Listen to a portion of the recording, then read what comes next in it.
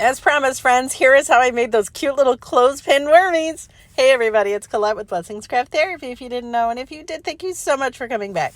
All right, so I start with some pom-poms. I got some from Dollar Tree. I also have some from Target. They just have to be small-ish. I'm using 5 little pom-poms. You do as many as you want. I put a little dollop of glue on my clothespin. Got the clothespins, by the way, from Dollar Tree. They come in a huge package. And all I'm doing is just dot a glue, add a pom-pom, dot a glue, add a pom-pom. And I go down do as many as you want. I like the number 5. So I know it's crazy, but love me through it. It's fine. So here we go. Our cute little wormy is starting to take shape. And I just continue to glue them down. This would be by the way, great project for kids. How fun is this? Obviously with supervision, because if you're using a hot glue's hot. But look how cute, right? And then I had some googly eyes. So now I wanted this one to look a little goofy, weird. So I took a medium-sized googly eye and a really small one. So it almost looks like they're like, grr. If yes, that is a technical term for the look of this worm.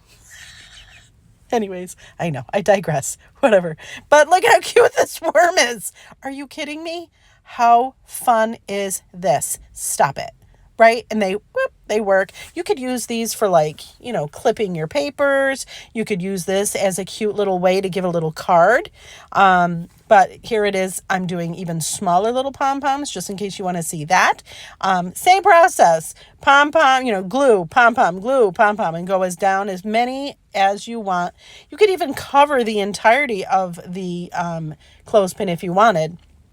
I like the number 5. 7 would have been fine too, I guess. Whatever.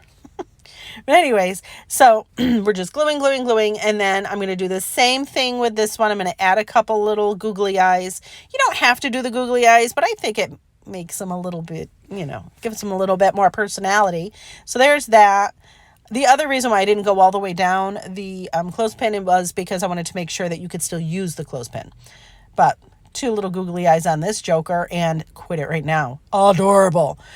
Then I thought, you know what, let's try and see if we could do little wood beads. So I have these little wood beads. I painted them green, let them dry. And then I take a doubled piece of, I just took a piece of jute that I folded in half, put a knot on the end, and then started lacing all of my pieces of wood bead that I painted on that. And then I knot it at the very tippity top of that. Perfect. Then I cut the excess of our jute off, and I'm not putting eyes or anything on it. Look how cute, right? I added some glue to the top of my clothespin and then added the little wood bead cutie cute, and adorable. I like it. I think it's adorable. I can't even speak. I like it so much.